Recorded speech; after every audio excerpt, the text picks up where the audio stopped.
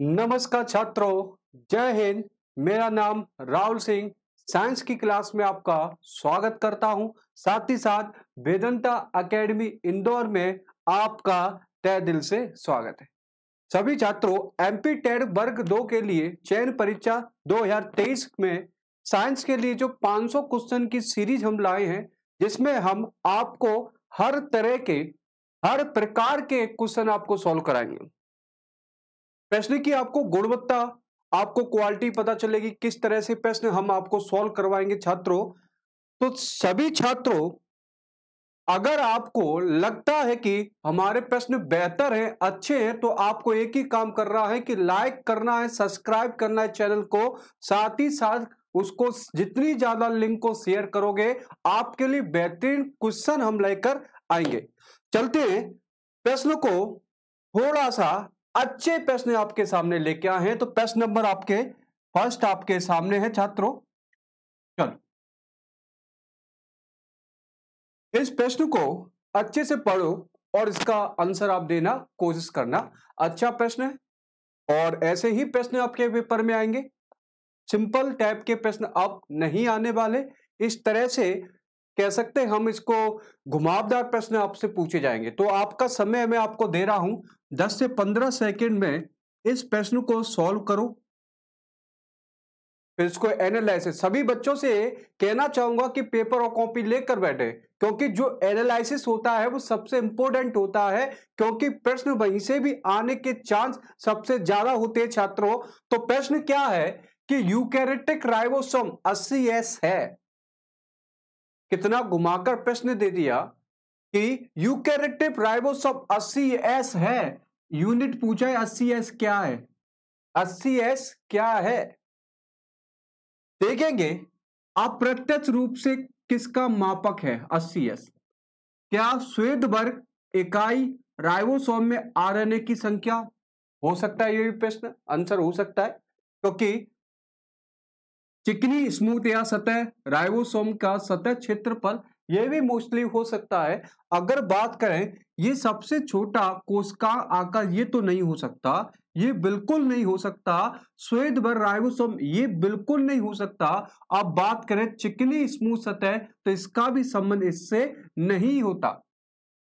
अब लास्ट वाला answer is the right answer है कि जो 80S जो यूनिट है, 80S किसको प्रकट करता है, तो आपको बता दें अवसादन गुणांक को प्रकट करने का कार्य करता है, या हम कह सकते हैं आकार और घनत्व के आधार को व्यक्त करता है। तो फर्स्ट ऑफ ऑल आपको ध्यान ना, 70S की और कुछ कहानी है, 80S की कुछ और कहानी है। तो आपको बता दें तो अवसादन गुणांक क्या होता है, 80S होता है, सब यूनिट होता है।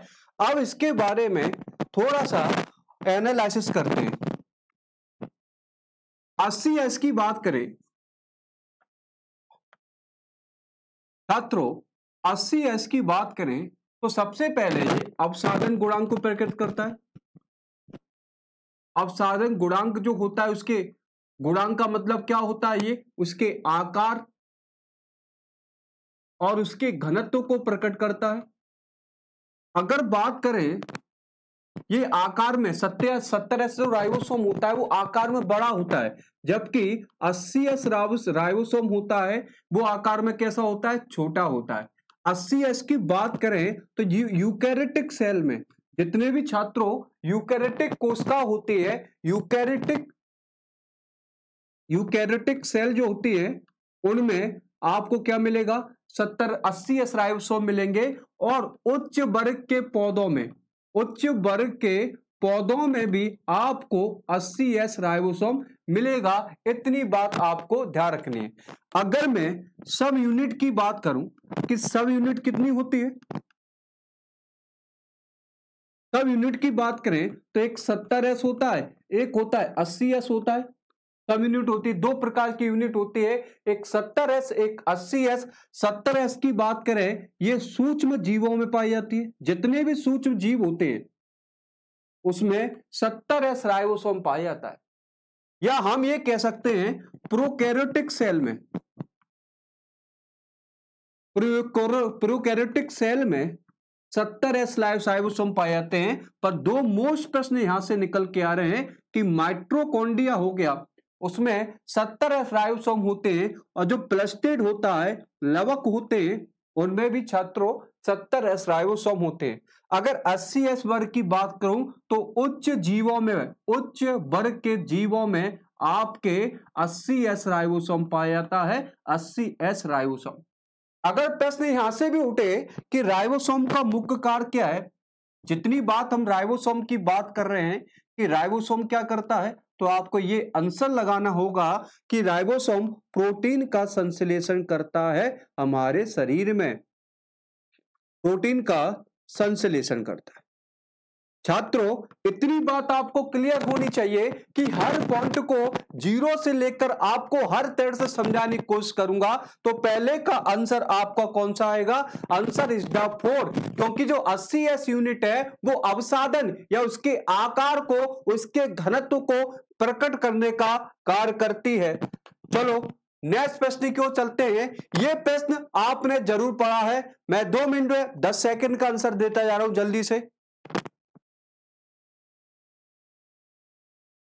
जल्दी से प्यारे बच्चों, आपके पास 10 से 15 सेकंड का समय दे रहे हैं। इस प्रश्न को छात्रों ईमानदारी से पढ़ो और इसका आंसर आपको सॉल्व करेंगे जल्दी से। केंद्र का किसके संश्लेषण का स्थल है? पहली बात तो आपको केंद्र का पता होना चाहिए, केंद्र का क्या प्रोटीन का संश्लेषण स्थल है, या राइबोसोमल आरएनए का संश्लेषण स्थल है, या संदेश वाहक आरएनए का, एमआरएनए का, या हम क्रोमैटिन का संश्लेषण है? इन चारों में से आपको आंसर प्रोवाइड कराना। क्रोमैटिन समझने की कोशिश करेंगे, तो इसका आंसर मैं आपको डिपेंड बता देता हूं कि केंद्र का किसके संश्लेषण के लिए प्रोटीन नहीं है, दूर दूर तक प्रोटीन इसका आंसर नहीं है, क्रोमैटिन इसका आंसर नहीं है, दूर दूर तक। अब बचा है 50-50%, 50% का खेला रहेगा। क्या आपका आंसर राइबोसोम आरएनए है या संदेश वाहक आरएनए है? तो राइट आंसर आपका है आरएनए। आरएनए का संश्लेषण करने का कार्य कौन करता है? केंद्र का करता है। तो छात्रों इस पॉइंट को आपको समझना है। अगर मैं एनालिसिस की बात करूं, एनालिसिस यहां पर सॉल्व कराता हूं। एनालिसिस की यहां पर बात करें, सबसे पहले ये आपकी सेल है, सेल को कोशिका कहते हैं। सेल के अंदर ये आपका केंद्रक है, केंद्रक के अंदर इस प्रकार की संरचना को गुणसूत्र कहते हैं, और गुणसूत्र पर ही डीएनए होता है, और डीएनए के ऊपर जीन होते हैं। पहली बात ये छात्रों आपको समझना होगा। अगर बात करें यहां से एनालिटिक की बात करें, ये आपका केंद्रक है, ये आपका केंद्रक है, और इस केंद्रक के अंदर ऐसी ऐसी जाल ऐसा जाल पाया जाता है, जालीनुमा रचना पाई जाती है केंद्रक के अंदर। इसको हम कहते हैं क्रोमैटिन, इसको क्रोमैटिन कहते हैं, क्रोमैटिन जाल कहते हैं, जो कि गुणसूत्र का निर्माण करने में सहायता करता है। गुणसूत्र जो बना होता है, क्रोमोसोम बनता है, वो क्रोमैटिन जालों के मिलने के कारण बनता है। अगर छात्रों, अगर मैं यहां से आपको बताऊं, यहां पर केंद्रक के अंदर एक गोलनुमा रचना होती है, इसी को हम केंद्रका कहते हैं, इसी को हम केंद्रका के नाम से जाना जाता है। एक गोल प्रकार की संरचना होती है, इसे केंद्रका कहते हैं। अगर हम केंद्रका के बारे में बात करें तो इसकी जो खोज की थी फोंटान, खोज फोंटान ने की थी, फोंटाना ने की थी, या फोंटान एक ही शब्द है। अगर बात यहां से इसका जो कार्य क्या होता है, इसका जो कार्य होता है वो आरएनए के संश्लेषण में, आरएनए के संश्लेषण में भूमिका निभाता है। जितना भी आरएनए का संश्लेषण होता है मुख्य रूप से आरएनए के संश्लेषण में भूमिका निभाता है। अगर बात करें यहां से एक पॉइंट सबसे इंपॉर्टेंट है, केंद्रका को कोशिका का, केंद्रका को कोशिका का राइबोसोमल फैक्ट्री भी कहा जाता है, राइबोसोमल फैक्ट्री भी कहते हैं। तो यही तो प्रश्न पूछा गया है, राइबोसोमल फैक्ट्री कहते हैं, यही तो पूछा गया है कि आपका केंद्र का क्या करता है, तो राइबोसोमल आरएनए का ही काम होता है। तो इसका राइट आंसर आपको जानकारी होगी कि right answer is the second.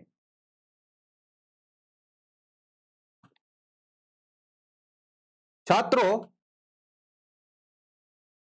अब बात करते हैं, ये प्रश्न सबसे इंपॉर्टेंट है, ये प्रश्न आपको लो, इसके लिए मैं आपको पूरा समय दूंगा, 15 सेकंड का पूरा समय देने वाला हूं इसका, क्योंकि ये प्रश्न इतना अच्छा है, आप लोगों ने पढ़ा भी होगा एनसीईआरटी में, तो ये प्रश्न सबसे इंपॉर्टेंट भी है और आया हुआ प्रश्न है कि आपको कुछ नहीं, गुणसूत्र की स्थिति बतानी है, गुणसूत्र बिंदु या सेंट्रोमियर की स्थिति बतानी है कि कौन सा सेंट्रोमियर या गुणसूत्र कहां कहां पर पाया जा सकता है। तो आप इसको पढ़ो, मैं एक साइड हो जाता हूं, आप इसको सोल्व करने की कोशिश करें सभी छात्रों।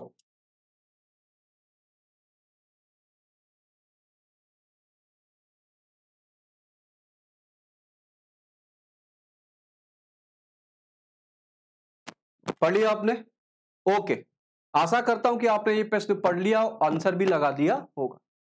देखेंगे क्या कहना चाहता है। तो प्रश्न आपका है कि गुणसूत्र या गुणसूत्र बिंदु की, या इसको हम कह सकते हैं सेंट्रोमियर की स्थिति बताओ। गुणसूत्र के कई पार्ट होते हैं, या हम कहते हैं मेटासेंट्रिक, एक्रोसेंट्रिक, टीलोसेंट्रिक या सब मेट्रासेंट्रिक। इन सारी चीजों की स्थिति बताओ कि मेटासेंट्रिक कब, जब गुणसूत्र की स्थिति क्या होगा, या गुणसूत्र बिंदु जब सेंट्रोमियर की स्थिति बतानी, जब गुणसूत्र बिंदु अगर कहां पर होगा तो उसे मेटासेंट्रिक कहेंगे, अगर गुणसूत्र बिंदु कहां पर होगा एक्रोसेंट्रिक कहते हैं। तो इसको बताने सबसे पहले आपको बता दें, मैचिंग कर लेते हैं, मैं ए बी सी डी यहां पर लिख लू, ए बी सी डी। तो मेटासेंट्रिक होता है आपके ज्येष्ठ मंथ में, मेटासेंट्रिक जो भाग है गुणसूत्र बिंदु का, जो कौन सा भाग है, मध्य वाला होता है, पहले का सी। अगर एक्रोसेंट्रिक की बात करें तो एक्रोसेंट्रिक आपको बता दें आपका होगा लगभग शीर्ष के समीप होगा, कहां पर होगा, लगभग शीर्ष के। तो आपको पता हो गया डी हो गया। अगर बात करें टीलोसेंट्रिक की बात करें, टीलोसेंट्रिक होता है शीर्ष पर, शीर्ष पर होता है, तो ए हो गया यहां पर। और सब मैट्रिक आपको पता है, यहां पर ये आंसर मिल गया। तो आपको मिल रहा है C D A B, answer देख लो, सी डी ए बी नहीं है, सी डी ए बी नहीं है, एक ही में दिखाई दे रहा है, तो आंसर नंबर सेकंड। अभी प्रश्न खत्म नहीं हुआ है, अभी आपको बता दें कि बेटा क्या बोला था। छात्रों इधर देखेंगे क्या है, देखो मेटासेंट्रिक कब बोल रहे हैं, वैसे नहीं तो बोला था मेटासेंट्रिक कब बोलेंगे, जब सेंट्रोमियर कहां पर है, केंद्र, सेंट्रोमियर की स्थिति देखो केंद्र में स्थित है, तो इसे मेटासेंट्रिक कहा जाता है। अगर बात करें सब मेट्रासेंट्रिक कहां आया था, थोड़ा सा बीच से थोड़ा ऊपर हो रहा है, तब इसे बोला जाता है। अगर हम बात करें एक्रोसेंट्रिक, तो सेंट्रोमियर की स्थिति ऊपर की ओर है, शीर्ष पर नहीं है, शीर्ष से नीचे की ओर है, थोड़ा देखो। और टीलोसेंट्रिक कहां पर होता है, जो सेंट्रोमियर की स्थिति कहां पर होती है, बिल्कुल शीर्ष पर होती है, तब इसको टीलोसेंट्रिक कहा जाता है। यही तो मैं आपको बताना चाह रहा था कि ये पॉइंट टू पॉइंट याद रखना पड़ेगा। प्रश्न आपको पूरा है, मेटासेंट्रिक कहां पर स्थित, मध्य में, देख लो मेटासेंट्रिक कहां पर है, मध्य में। जब सेंट्रोमियर की स्थिति मध्य में होती है उसे क्या कहते हैं, मेटासेंट्रिक कहते हैं। अगर बात करें एक्रोसेंट्रिक कहां पर है, लगभग शीर्ष के समीप होता है, एक्रो देख लो यहां पर, एक्रोसेंट्रिक लगभग शीर्ष के समीप, तो लगभग शीर्ष पर नहीं है, शीर्ष के समीप होती है। तो यह प्रश्न आया हुआ है, इसलिए बोल रहा हूं हर तरह से पढ़ना चाहिए। अगर हमारा कंटेंट आपको अच्छा लग रहा है तो छात्रों आपको सब्सक्राइब करना है चैनल को, और जैसे ही नोटिफिकेशन आएगी तो आपको क्या करना है, लिंक को ज्यादा से ज्यादा शेयर करना। नेक्स्ट प्रश्न को चलते हैं, यह प्रश्न अधिकांश लोगों का सही होना चाहिए, इसको गलत नहीं करना है, क्योंकि सबसे सरल प्रश्न है और आता है। जल्दी से जल्दी जल्दी, 10 सेकंड का समय।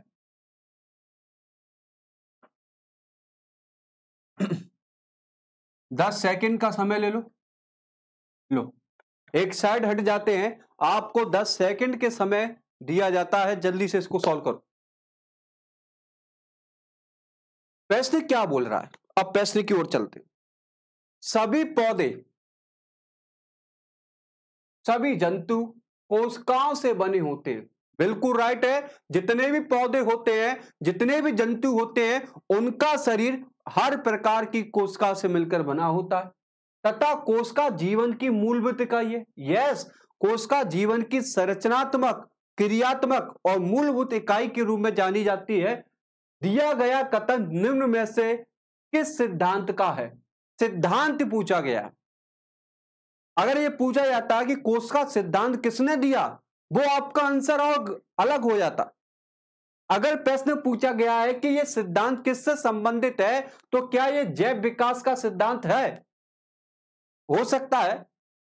वंशानुगत का सिद्धांत हो सकता है, कोशिका सिद्धांत हो सकता है और प्राकृतिक वर्ण का सिद्धांत हो सकता है। तो आपको बताना है। आपने आंसर लगा लिया होगा दिमाग में छात्रों, आपने आंसर को क्रैक कर लिया होगा। तो मैं आंसर बताने जा रहा हूं कि जैव विकास का सिद्धांत बिल्कुल गलत।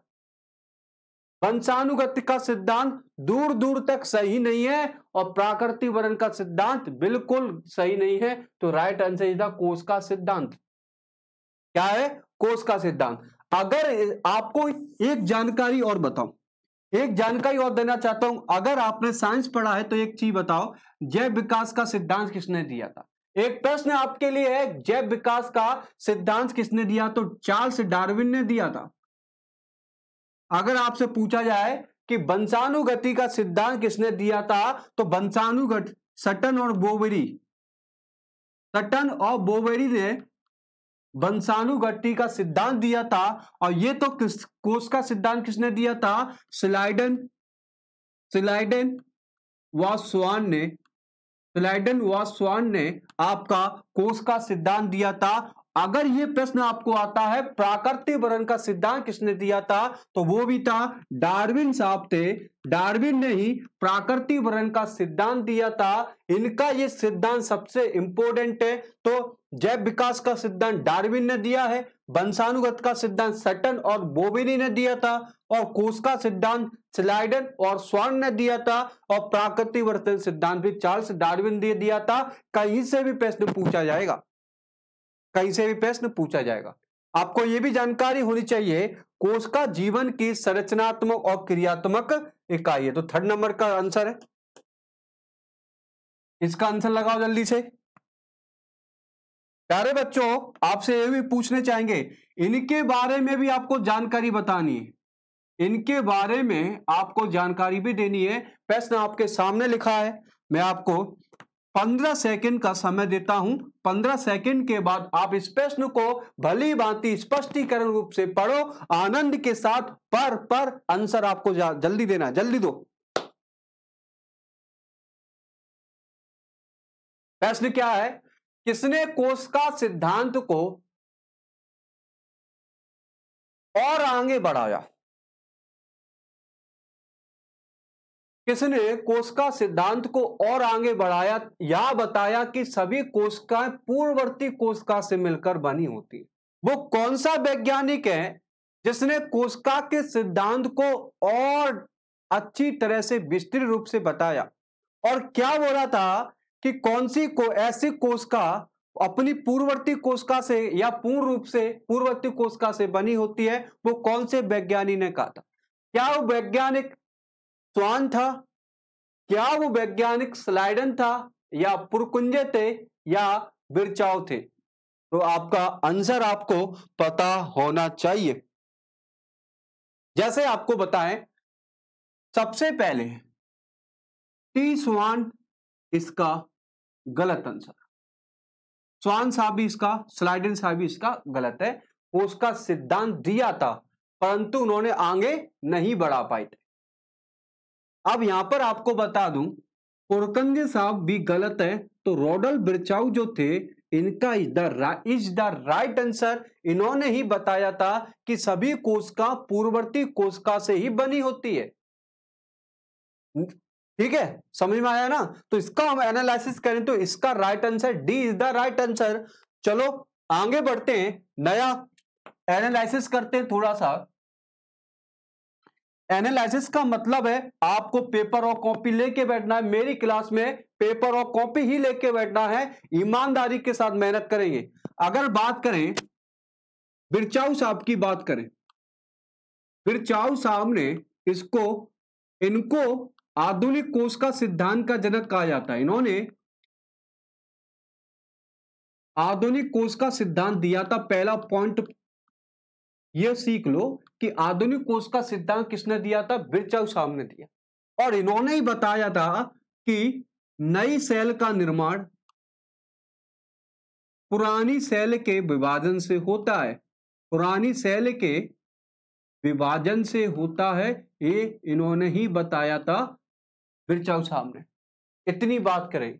अगर हम पुरकुंजे की बात करें कि पुरकुंजे साहब ने क्या किया था, पुरकुंजे साहब ने क्या किया था, तो इन्होंने जीव द्रव्य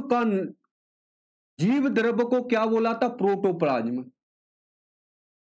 जीव द्रव्य को प्रोटोप्लाज्म कहा था। तो यह भी ध्यान रखना, प्रोटोप्लाज्म नाम किसने दिया है, वो आपके पुरकुंजे साहब ने दिया था। अगर हम स्लाइडन की बात करें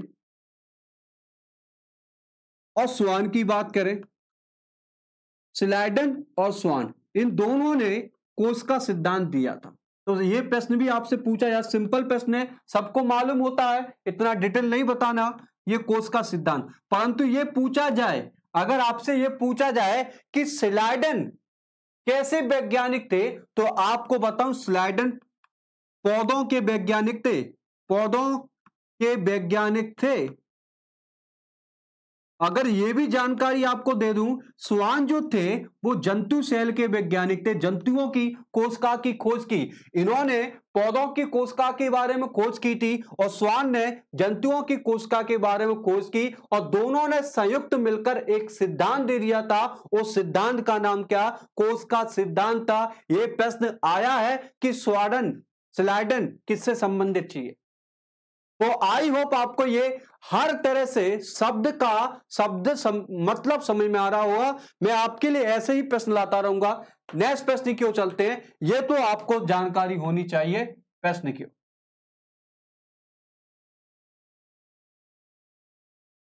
चलो 15 सेकंड का समय आपको देता हूं, 15 सेकंड का समय, पढ़ो इसको, भली भांति पढ़ो और प्यार से इसका आंसर देना है। प्रश्न क्या कह रहा है, चिल्ला चिल्ला के आपको बताओ, निम्नलिखित में से कौन सा भाग वनस्पति अर्थात पौधे और जंतुओं में दोनों की कोशिकाओं में पाया जाता है। दोनों की कोशिका में कौन सा भाग होता है, या पहला आंसर है, या बॉम्बे, या सी, या डी, आपको कौन सा लग रहा है। अगर आपको अच्छा लग रहा है तो कमेंट कर दो। जो भी कुछ है छात्रों, ईमानदारी के साथ पढ़ेंगे, इस तरह से ही प्रश्न पूछे जाएंगे। तो मैं आपको बता दूं प्रश्न आंसर क्या है इसका, देखेंगे। कोशिका कला, हरित लवक और रिक्तिका, ये तीनों के तीनों आपके प्लांट में पाए जाते, जंतु कोशिका में पाए जाते। ये तो गलत है। कोशिका भित्ति की बात करें तो ये कहां पर पाई जाती है, एनिमल सेल में, एनिमल सेल में पाई जाती है। केंद्रक की बात करें, निम्न में से कौन सा भाग वनस्पति और जंतु दोनों की कोशिका में पाया जाता है। दोनों की कोशिका की बात करें तो ये तो प्लांट में पाया जाता है, और ये आपको बता रहे केंद्रक जो होता है वो एनिमल में भी पाया जाता है, प्लांट दोनों में पाया जाता है। और रिक्तिका केवल कहां पर पाई जाती है, प्लांट में पाई जाती है। तो ये गलत है। ऐसे लोग छांटना है, ऐसे लोग छांटना जो वनस्पति और जंतु दोनों में पाया जाए। ऐसा एक आदमी छांटना है जो एनिमल में भी पाया और प्लांट दोनों में। प्रश्न ये कह रहा है, तो इसमें तो ऐसे लोग हैं कि एनिमल में और प्लांट में, ऐसा छांटना है कि जो दोनों के गुण रखता हो। जैसे अब आपको बता दें, ये भी गलत हो गया। कोशिका कला, कोशिका द्रव और केंद्रक, ये राइट आंसर है। कोशिका कला भी आपके छात्रों पौधों का भाग है, कोशिका द्रव भी प्लांट सेल और एनिमल सेल दोनों पाई जाती है। केंद्रक की बात करें, ये भी प्लांट सेल एनिमल सेल दोनों पाया जाता है। और कोशिका भित्ति की बात करें, ये ओनली प्लांट सेल में पाई जाती है, एनिमल सेल में नहीं पाई जाती। हरित लवक बात करें, प्लांट सेल में पाया जाता है, एनिमल सेल में नहीं पाया जाता। इसका right answer C is the right answer है। आपको मैं एक चीज आपको बताने वाला हूं, एक पॉइंट, नए पॉइंट की ओर चर्चा करें। आपको बात करें छात्रों, माइटोकॉन्ड्रिया, अगर आपसे पूछा जाए माइटोकॉन्ड्रिया एनिमल सेल में पाया जाता है या प्लांट सेल में पाया जाता है, आपको प्रश्न आपसे पूछ रहा हूं। अगर राइबोसोम की बात करूं, राइबोसोम की बात करें एनिमल सेल में या प्लांट सेल में, अगर यहां से बात करें केंद्रक की बात करें, केंद्रक जो होता है वो एनिमल सेल में पाया जाता है या प्लांट सेल में, या हम ईआर की बात करें, ईआर को हम एंडोप्लाज्मिक रेटिकुलम कहते हैं, अंतःप्रदिप जालिका कहते हैं। इन प्रश्न पे आपको बताना है कि माइटोकॉन्ड्रिया एनिमल सेल में या प्लांट सेल में। तो छात्रों बात कर बताऊं, ये चारों के चारों जो है ना, ये चारों के चारों वो दोनों पाए जाते हैं। माइटोकॉन्ड्रिया एनिमल और प्लांट दोनों पाई जाती है, ये दोनों पाए जाते हैं। राइबोसोम भी दोनों में, केंद्रक भी दोनों में, ईआर भी दोनों पाया जाता है। अर्थात ये याद रखेंगे, माइटोकॉन्ड्रिया, राइबोसोम, ईआर हो गया, केंद्रक हो गया, ये एनिमल सेल और प्लांट सेल दोनों का भाग होता है। इसलिए राइट आंसर आपका ये। ठीक, नेक्स्ट प्रश्न को चलेंगे।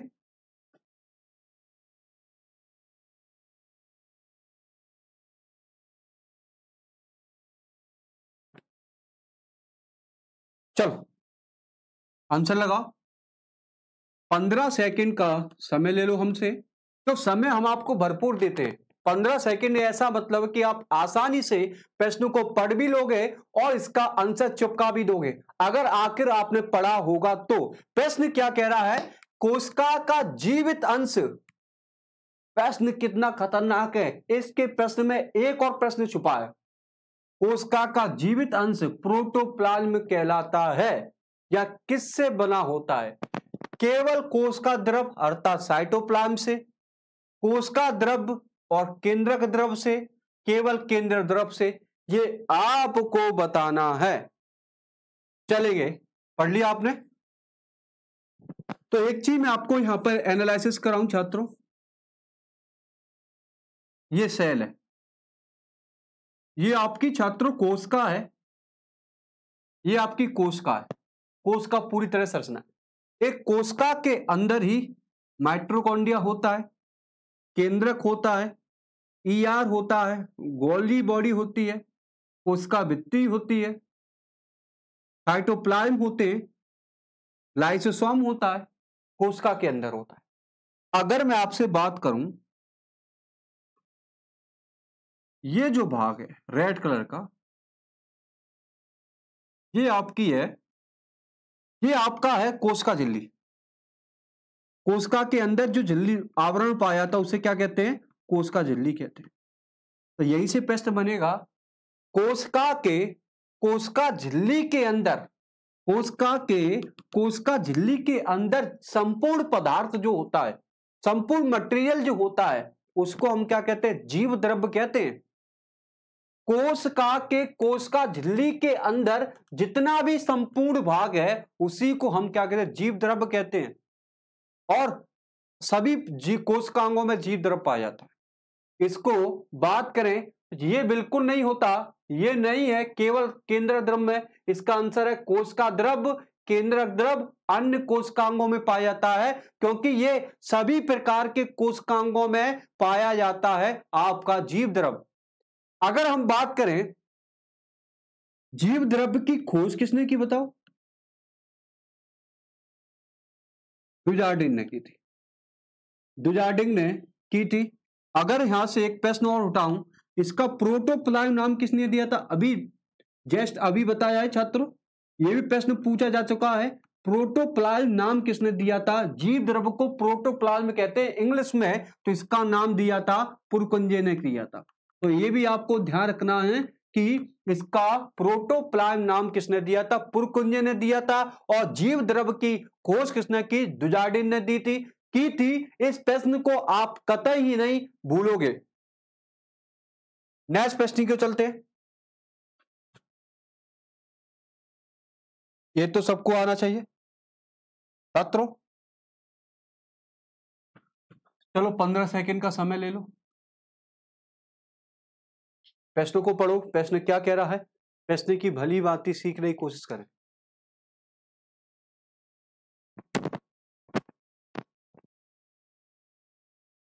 ठीक है, पढ़ लिया प्रश्न? ईमानदारी से प्रश्न पढ़ा होगा। और आप टीचर्स बनने वाले हैं कि आपको टीचर का मतलब है कि आपको हर चीज आनी चाहिए, हर तरह से आपको तैयारी रखनी पड़ेगी पूरी मजबूती के साथ। तो मैं आपका प्रश्न पढ़ लेता हूं पूरा कि लिपिड श्रावण के लिए निम्न में से कौन उत्तरदायी है? तो सबसे पहले लिपिड को क्या कहते हैं? वसा। लिपिड को क्या कहते हैं छात्रों? वसा कहा जाता है। तो लिपिड का श्रावण कौन करता है? लिपिड को एक स्थान से दूसरे स्थान पर भेजने का कार्य कौन करता है? क्या लाइसोसोम या सेंट्रोसोम? चिकनी अंतःप्रद्य जालिका, चिकनी अंतःप्रद्य जालिका जिसे स्मूथ कहते हैं, जिसे क्या करते हैं? स्मूथ एंडोप्लाज्मिक रेटिकुलम कहते हैं। गोल्गी उपकरण माइटोकॉन्ड्रिया या लाइसोसोम माइटोकॉन्ड्रिया आपको बताना है। अगर आपने आंसर सोच लिया है तो मैं पहला आंसर आपको तय कराने वाला हूं कि इसका आंसर लाइसोसोम और सेंट्रोसोम दूर दूर तक नहीं है। लाइसोसोम और माइटोकॉन्ड्रिया बिल्कुल नहीं है, क्योंकि लाइसोसोम का मुख्य कार्य क्या होता है? जो कोशिका की टूट फूट हो जाती है, डैमेज पार्ट हो जाता है, उसको मरम्मत करता है। अब बचा है 2, गोल्गी बॉडी नहीं है, बी इसका राइट आंसर है। Bombay is the right answer, is the right answer, ये बॉम्बे। अब आप कहोगे सर कैसे? उसी पर चर्चा करने वाले। जैसे आपको पता होना चाहिए जो ईआर होता है,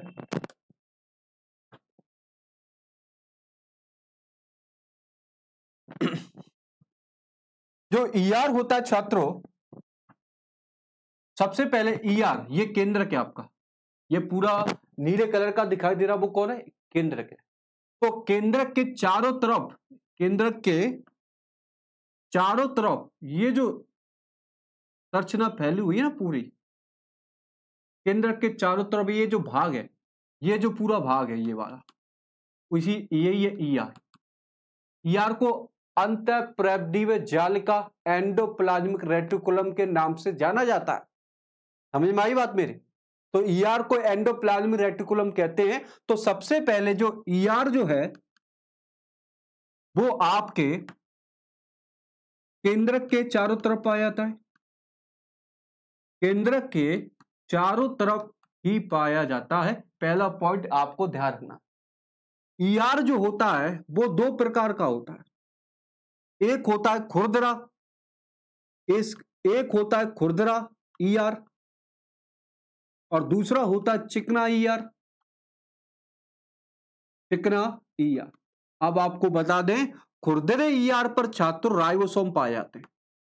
खुरदरे ईआर जो होगा, इसी खुरदरे ईआर पर राइबोसोम पाए जाते हैं। तो यह भी प्रश्न नया बन गया कि राइबोसोम की स्थिति कहां पर होती है? तो राइबोसोम की स्थिति आपके खुरदरा रफ एंडोप्लाज्मिक रेटिकुलम के ऊपर होती है। खुरदरा क्या करता है? प्रोटीन का संश्लेषण करता है, प्रोटीन का संश्लेषण करता है। दूसरा पॉइंट भी आपको मिल गया कि खुरदरा क्या कर रहा है। चिकने की बात करें, चिकना ईआर जो होता है इस पर राइबोसोम तो बिल्कुल नहीं पाए जाते, इस पर राइबोसोम नहीं पाए जाते। और चिकना ईआर जो होता है वो वसा का संश्लेषण करता है। किसका संश्लेषण करता है? वसा का। इसलिए राइट आंसर आपको क्या माना है? वसा इज द राइट आंसर है। तो आपका आंसर क्या हो? चिकना अंतःप्रद्य जालिका, क्योंकि चिकने से ही वसा का संश्लेषण होता है। तो ये आंसर आपको पता चल गया, कौन सा? चिकना ईआर। नेक्स्ट प्रश्न की ओर चलते हैं। यह प्रश्न आपके स्क्रीन पर है, छोटा सा प्रश्न है, मामूली सा प्रश्न है। लगा दो इसका आंसर, लगा दो छात्रों। 15 सेकंड का आंसर दे रहे हैं, जल्दी से लगा दो।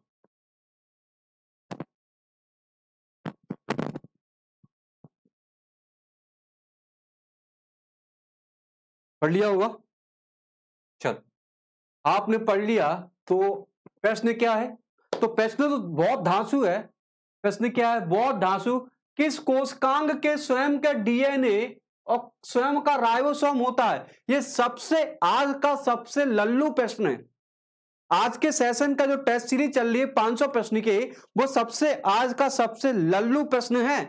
अगर इसको प्रश्न को गलत कर दोगे, अन्यथा आप पढ़ाई कतई नहीं कर रहे, आप दूर दूर तक पढ़ाई नहीं कर पाओगे। आपको बता दें कौन सा कोशिकांग का डीएनए होता है और उसका ही खुद का डीएनए किसका आरएनए होता है। क्या होता है? क्या भैया पता नहीं। बड़ लवक का क्रोमोप्लास्ट का होता है क्या? पता नहीं। वोकुलस का होता है क्या? पता नहीं। वैकुलस होता है। ल्यूकोप्लास्ट का होता है? पता नहीं। सूत्रकृमिका का होता है क्या? पता नहीं। अभी पता कर देंगे। तो सबसे पहले आपको बता दें कि जो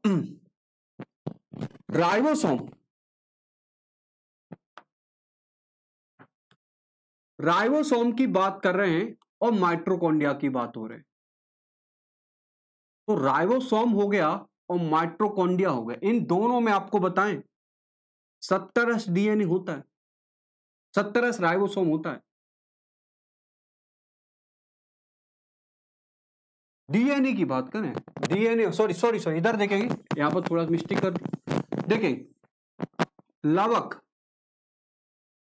और माइटोकॉन्ड्रिया, इन दोनों में बात करेंगे, इन दोनों में 70 राइबोसोम होता है।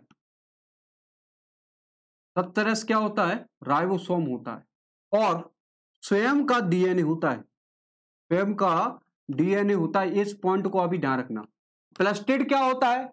पौधों में जितने भी फोटोसिंथेसिस क्रिया होता है ये पौधों में पाया जाता है। हरा रंग करने में और उनका भोजन बनाने में ये सारा का सारा काम करता है फोटोसिंथेसिस, लवक करता है। और माइटोकॉन्ड्रिया पौधों में भी पाई जाती है, जंतुओं में पाई जाती है। ये ऊर्जा का निर्माण करने का कार्य करती है। अभी मैं बात करूं इसके अंदर 70 राइबोसोम और स्वयं का डीएनए, लवक और माइटोकॉन्ड्रिया होते हैं। आपको यह भी जानकारी होगी 90% डीएनए केंद्रक के अंदर होता है। 90% डीएनए केंद्रक के अंदर होता है और बचा कुचा डीएनए जो होता है वो माइटोकॉन्ड्रिया की तरफ से होता है। एक प्रश्न मैं आपसे पूछूं, अगर माता की तरफ से जो आप में डीएनए आता है ना बेटा, मां की तरफ से जो बच्चे में डीएनए जाता है वो माइटोकॉन्ड्रिया वाला डीएनए होता है। माइटोकॉन्ड्रिया वाला डीएनए, इस बात को भी ध्यान रखेंगे। तो मां की तरफ से जो डीएनए आता है वो माइटोकॉन्ड्रिया वाला डीएनए होता है। तो 90% डीएनए केंद्रक में होता है, जबकि 10% डीएनए आपके कहां मिलेगा? लवक और प्लास्टिड माइटोकॉन्ड्रिया में। और माइटोकॉन्ड्रिया की खोज किसने की है? ये आपका आंसर है, आप ढूंढो किसने की। कॉलिकर। अल्टमैन ने क्या दिया था? बायोप्लास्ट नाम दिया था। बेंडा ने इसको माइटोकॉन्ड्रिया कहा था। इसका कोशिका का ऊर्जा पावर हाउस भी कहा जाता है। अगर एक प्रश्न यहां से मैं आपको बनाऊं, एक प्रश्न यहां से आप देखने की कोशिश करें छात्रों, इतना डिटेल के साथ हम एनालिसिस कर रहे हैं। और भी छात्रों आपको बता दो, ऐसा कंटेंट चाहिए तो आप YouTube से जुड़ो, हमारे ऐप से जुड़ो, तो आपको अच्छे अच्छे प्रश्न मिलेंगे। जय के बात करेंगे माइटोकॉन्ड्रिया की। ये माइटोकॉन्ड्रिया है। माइटोकॉन्ड्रिया का जो पीला रंग होता है राइबोफ्लेविन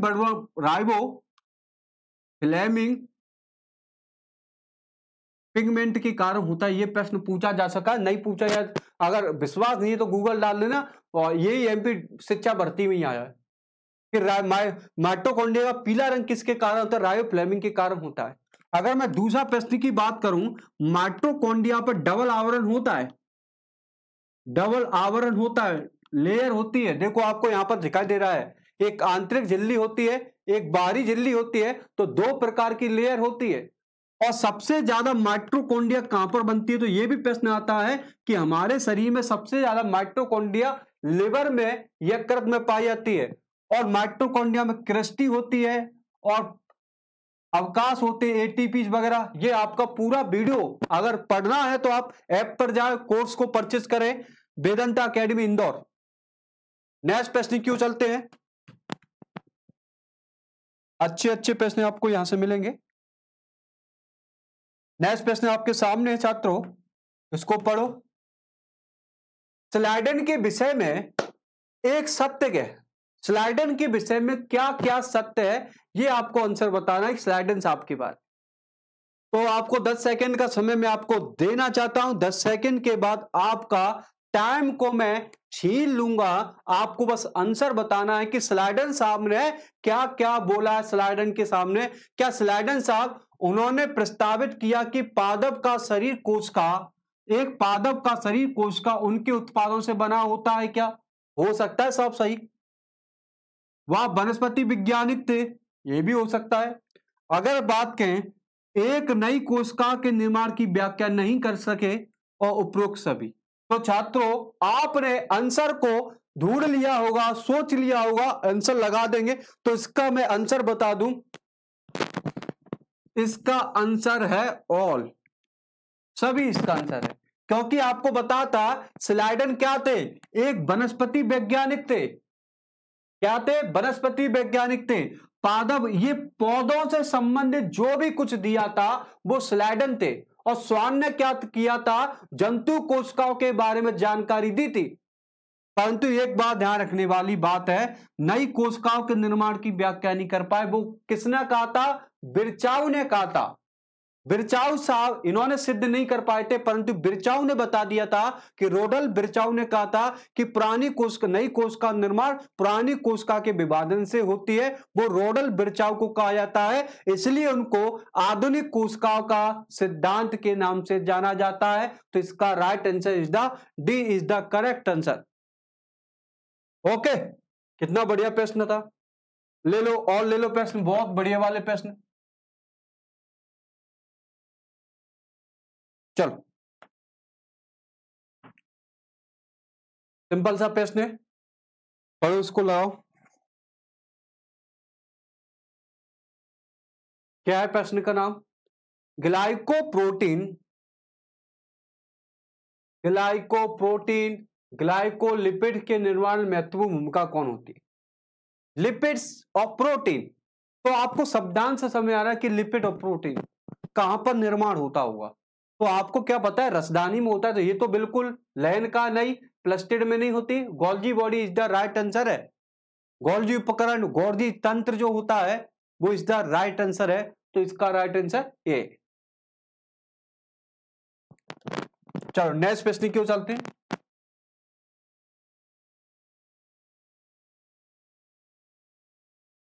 पढ़ो उसको।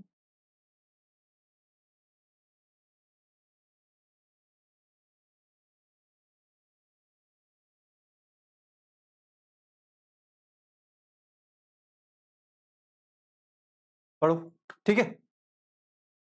ये प्रश्न छात्रों पटवारी के एग्जाम में पूछा जा चुका है और अधिकांश बच्चों का ये एग्जाम पेपर में ये वाला प्रश्न गलत था और आपके पेपर में आने के बहुत ज्यादा चांस है। क्या पूछा गया है? आपने कभी सोचा नहीं था कि ये प्रश्न ऐसा भी घुमाकर पूछा जाएगा। पूछा गया है कि आसपास की कोशिकाओं को आपस में जोड़े कौन रखता है? तो क्या वो जोड़ने का कार्य कैल्शियम पेक्टेट करता है, क्या सोडियम पेक्टेट करता है, या दोनों करते हैं, या मैंगनीज पेक्टेट करता है? पहली बात तो आपको बता दें, मैंगनीज पेक्टेट तो नहीं हो सकता, क्योंकि मैंगनीज पेक्टेट जो होता है वो आपके मैग्नीशियम के रूप में क्लोरोप्लास्ट जो होता है, हरित लवक होता है, उसके केंद्रक में पाया जाता है। इसलिए ये तो बिल्कुल गलत हो गया। अब आपको कैल्शियम पेक्टेट लेना है या सोडियम पेक्टेट लेना है? सोडियम पेक्टेट भी यहां पर पूरी तरह से गलत हो गया है। तो answer is the right answer is the calcium pectate. Calcium pectate के माध्यम से आरबीसी की कोशिका, राइबोसोम की कोशिका, जितनी भी कोशिका की बात करें हमारे शरीर में, जितनी भी कोशिका है डब्ल्यूबीसी कोशिका, उनको आपस में जोड़े रखने का या संयोजी ऊतक के रूप में कार्य करने के लिए मुख्य भूमिका निभाता है कैल्शियम पेक्टेट। तो छात्रों इस प्रश्न को आप याद रखने की कोशिश करना कि कोशिका आपस में किस केमिकल, किस रासायन के माध्यम से कनेक्ट रहती है। तो आपका आंसर क्या होगा? Calcium pectate.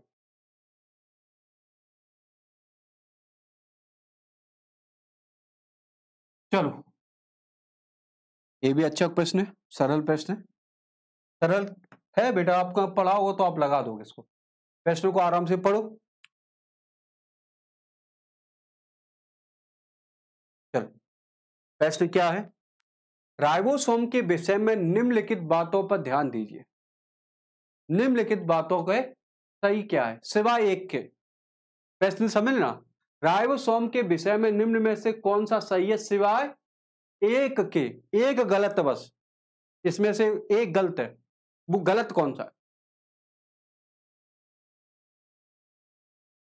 कणिकीय रचना हो सकता है, आरएनए और प्रोटीन का निर्माण हो सकता है, सर्वाभिक कोशिकांग अंग है, या केवल कोश का द्रव में उपस्थित होता है। तो आपको बता दूं इसका राइट आंसर क्या है। इसमें से गलत ए वाला है, तो ये राइट आंसर है। राइबोसोम जो होता है कोश का द्रव में पाया जाता है, कुछ राइबोसोम पाया जाता है।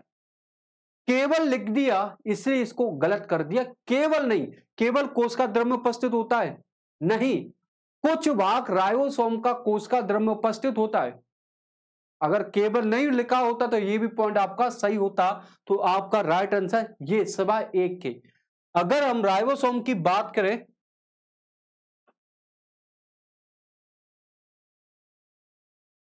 राइबोसोम की अगर बात करें, राइबोसोम की खोज किसने की? तो आपको पता होना चाहिए, पैलेट ने की थी। किसने की? पैलेट ने की। राइबोसोम जो होता है उसको प्रोटीन की फैक्ट्री कहते हैं। अब ये क्यों कहते हैं वो आपको पूरी वीडियो देखनी पड़ेगी। प्रोटीन की फैक्ट्री कहते हैं क्योंकि ये प्रोटीन का संश्लेषण करता है, इसलिए प्रोटीन की फैक्ट्री कहते हैं। इसके जो निर्माण होता है या संरचना देख लोगे, राइबोसोम जो होता है वो आरएनए प्लस प्रोटीन से मिलकर बना होता है। आरएनए प्लस प्रोटीन से मिलकर बना होता है। और यह भी आपको जानकारी होनी चाहिए, आरएनए जो होता है ईआर की सतह पर उपस्थित होता है। और ईआर कौन सा होना चाहिए? खुरदरा ईआर होता है, रफ एंडोप्लाज्मिक रेटिकुलम। समझ रहे हो छात्र? ये भी आपको जानकारी, इसकी जो यूनिट होती है वो दो होती है, 70S होती है और 80S होती है। तो इसमें कोई भेदभाव नहीं होगा, परंतु प्रश्न जो अच्छा था आपने पढ़ा, ठीक है। इसी तरह से प्रश्न पूछे जाएंगे कि घुमाने के लिए आपको पकड़ा दिया गया, आपको लगेगा कि साइंस का पेपर इतना टफ आया, नहीं, वहीं से पेपर बनते, बस आपको थोड़ा एनालिसिस कर ज्यादा करना पड़ेगा। नेक्स्ट प्रश्न की ओर चलते हैं। लो जल्दी से इस प्रश्न की ओर, सेम राइबोसोम से संबंधित प्रश्न है। राइबोसोम से संबंधित प्रश्न है तो इसका भी आंसर लगाओ फटाफट। क्या है? राइबोसोम के विषय में बताइए आप लोग।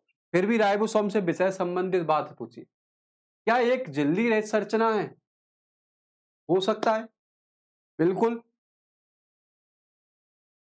हो सकता है। 70S और 80S दो इकाइयां होती हैं भैया। राइबोसोम में दो यूनिट होती है, 70S और 80S, दोनों प्रकार की यूनिट होती है राइबोसोम में। ये भी सही है। 70S राइबोसोम हरित लवक में उपस्थित होते हैं, अभी तो बताया है। 70S राइबोसोम माइटोकॉन्ड्रिया और हरित लवक प्लास्टिड दोनों उपस्थित होते हैं। तो ये इसका right answer is the D, is the right answer है। छात्रों आपको क्लियर हुआ क्या? नेक्स्ट प्रश्न क्यों चलते हैं।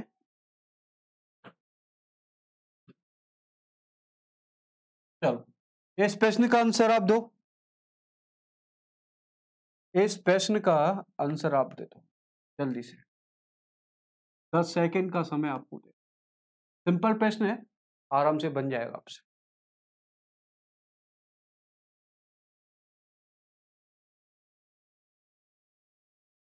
ठीक है, पढ़ लिया आपने? प्रश्न क्या है? कोशिका पंजर किससे निर्मित होता है? कोशिका का पंजर किससे निर्मित होता है?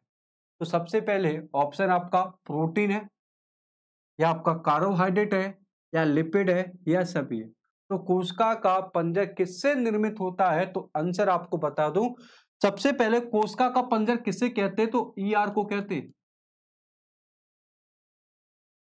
अंत है प्रद्रवीय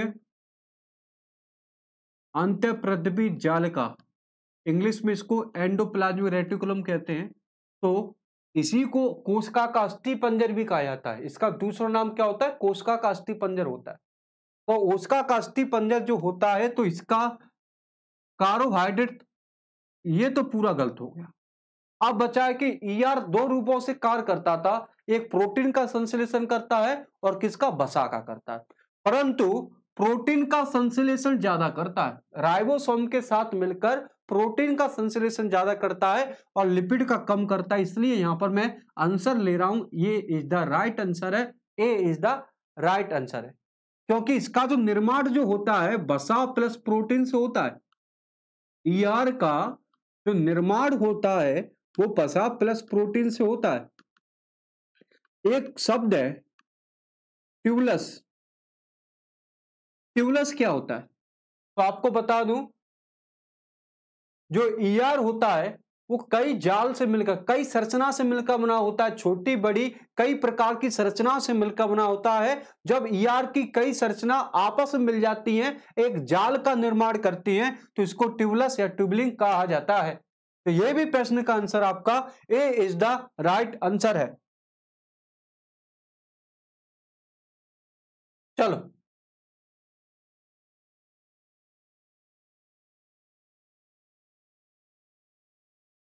आंसर लगाओ। किस आधार पर गुणसूत्रों को 4 भागों में विभाजित किया गया? किस आधार पर गुणसूत्र को 4 भागों में विभाजित किया गया है? क्या गुणसूत्र बिंदु की स्थिति के आधार पर, प्राथमिक संकीर्ण की स्थिति के आधार पर, या गति बिंदुओं की संख्या के आधार पर? किसके आधार पर? या ए और बी दोनों के आधार पर? तो आपने जैसे इससे पहले एक सवाल किया था, मैं आपको डायग्राम बताया था कि सेंट्रोमियर क्या था, एक्रोमियर क्या था, टीलोमियर क्या था, वही प्रश्न द्वारा पूछा गया है। पर अब इसकी जो भाषा है कुछ अलग आ गई। अब सेंट्रोमियर की बात करें तो सबसे पहले प्रश्न क्या है? किसके आधार पर गुणसूत्रों को 4? पहला तो आपको पता है गुणसूत्र बिंदु, इसी को सेंट्रोमियर। तो ये तो इसी के आधार पर 4 भागों में बांटे थे गुणसूत्र को। प्राथमिक संकीर्ण केंद्र ये भी है, आपको बता दें गुणसूत्र का जो पहला जॉइंट होता है, पहला केंद्र जो होता है उसे प्राथमिक संकीर्ण केंद्र होता है। फिर उसके बाद आता है द्वितीय संकीर्ण केंद्र होता है, सैटेलाइट वगैरह जो टीलोमियर वगैरह नीचे वाला भाग सैटेलाइट मिलेगा, ठीक है, मैट्रिक्स वगैरह प्रोटीन वगैरह मिलती है। तो इसका आंसर डी आ रहा है, क्योंकि ए और बी दोनों के आधार पर। अभी तक आपने ऐसे प्रश्न नहीं पढ़े हैं, क्योंकि आपको थोड़ा सा गहराई से पढ़ना पड़ेगा। तो आपको और अच्छे से मिले, ऐप पर हमारा कोर्स लॉन्च हो चुका है वेदांता अकेडमी इंदौर में, तो आप वहां पर जाकर खरीद सकते हो। ठीक है छात्रों, नेक्स्ट प्रश्न की ओर चले। तो नेक्स्ट प्रश्न, ये आपको प्रश्न बताना है 70S। अभी जो प्रश्न पढ़े थे वो 80S वाला था, याद है क्या आपको? 80S वाला प्रश्न का ये 70S में एस है, 70S में एस सब यूनिट क्या है? जल्दी से बताओ। 70S में तो क्या वो अवसादन गुणांक है? हो सकता है गुरु, हो सकता है। घनत्व आकार का प्रत्यक्ष माप हो सकता है, बिल्कुल। तो ये तो बिल्कुल नहीं है। अभी जस्ट बताया था 80S में, आपको क्या बताया था कि 80S अवसादन गुणांक होता है और घनत्व अगर आकार का माप होता है। तो इसका right answer D is the correct answer. A और बी दोनों ही आपके राइट आंसर हैं।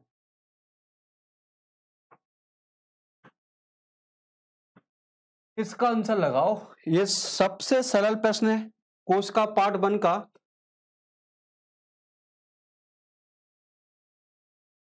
प्रश्न क्या है?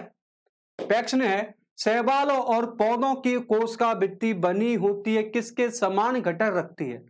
क्या वो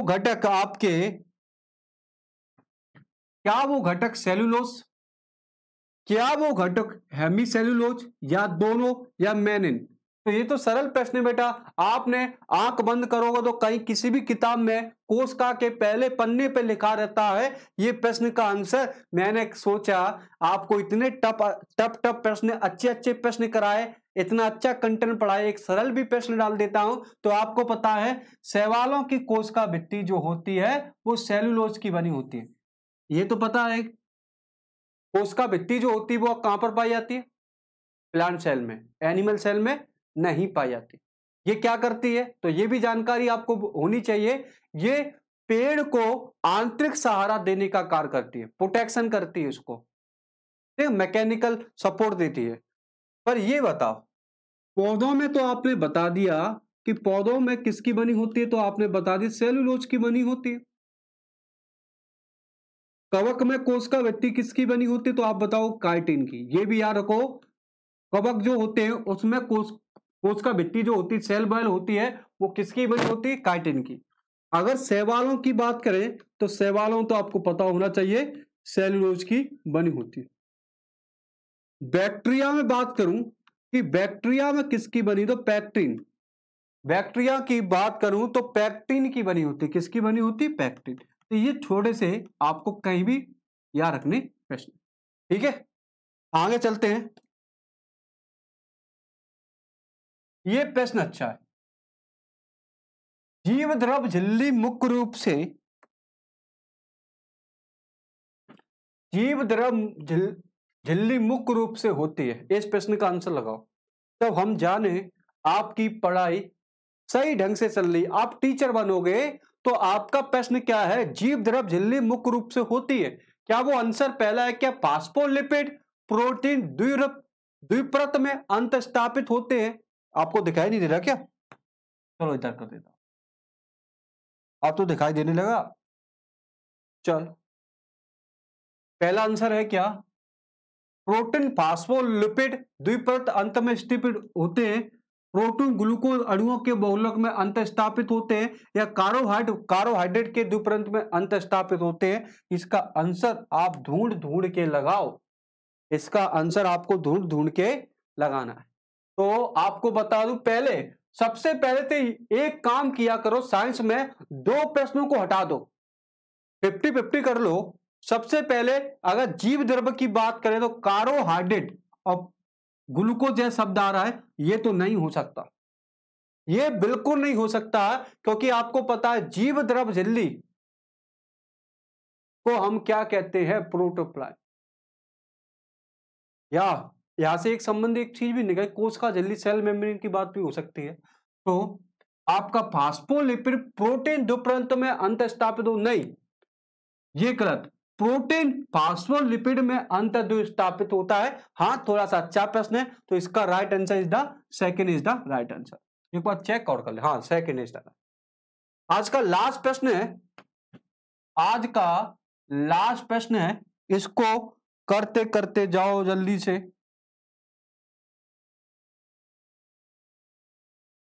चले,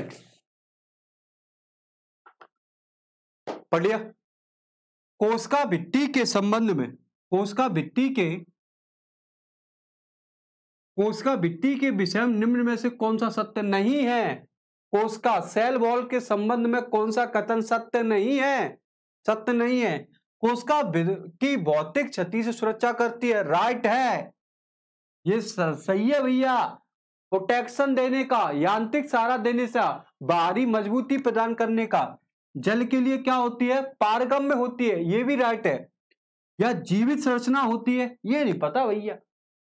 जंतुओं अनुपस्थित होती है, राइट है। गलत हो गया, सी हमारा राइट आंसर है, क्योंकि ये जीवित संरचना होती है, ये जीवित नहीं होती। कोशिका भित्ति एक निर्जीव की भांति कार्य करती है, ना कि जीवित की भांति कार्य करती। बाकी तीनों जो प्रश्न है हमारी कोशिका भित्ति से मिलते जुलते हैं। तो छात्रों, आज के सेशन में हमने बहुत कुछ अच्छा पढ़ा। आज नए नए क्वेश्चन लेके आए जिसमें हमने चर्चा भी की, एनालिसिस भी किया।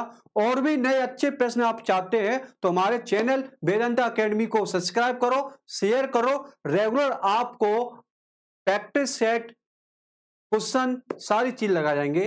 तो मैं राहुल सिंह आज की क्लास में आपसे विदा लेता हूं, मिलता हूं कल नए प्रश्न के साथ, नई उम्मीद के साथ, नई ऊर्जा के साथ। सभी को जय श्री राम, जय श्री कृष्णा, राधे राधे। Thank you.